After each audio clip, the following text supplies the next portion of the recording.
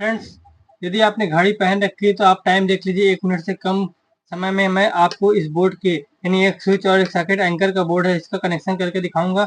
और यदि आप लोग तो बड़े क्रिएटर्स की वीडियो को सभी लोग लाइक करते हैं, हमारी वीडियो को भी कोई लाइक कर दे। तो देखिए, एक स्विच और एक सॉकेट का कनेक्शन करना है, सिंपल है, बहुत ही ईजी है। सॉकेट का एक पॉइंट को हम स्विच के एक पॉइंट से कॉमन कर लेते हैं सबसे पहले, यानी कि सॉकेट का एक टर्मिनल स्विच के एक टर्मिनल को हम आपस में तार के साथ जोड़ देते हैं। अब सॉकेट का एक टर्मिनल पे हम ब्लैक वायर जोड़ते हैं, जो कि हमारा यहाँ पे न्यूट्रल वाला वायर हो जाएगा। यहाँ पे हमारा न्यूट्रल इनपुट हो गया। और स्विच के एक टर्मिनल पे जो हमारा खाली है वहाँ पे हम लाल वायर जोड़ते हैं, ये हमारा फेस वाला टर्मिनल हो गया है।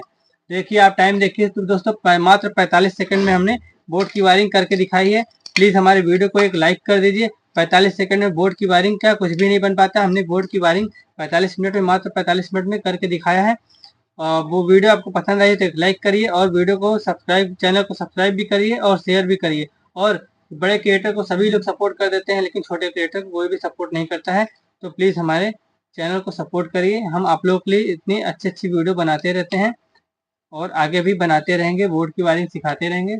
और कुछ भी नया जो हमारे पास आएगा वीडियो, कुछ नया हमारे पास होगा सिखाने के लिए, हम आपको वो भी सिखाते रहेंगे। तो हमारे चैनल को सब्सक्राइब कर लीजिए और वीडियो अच्छी लगी हो तो एक लाइक भी कर दीजिए। फिर मिलते हैं अगली वीडियो में, तब तक के लिए फ्रेंड्स धन्यवाद।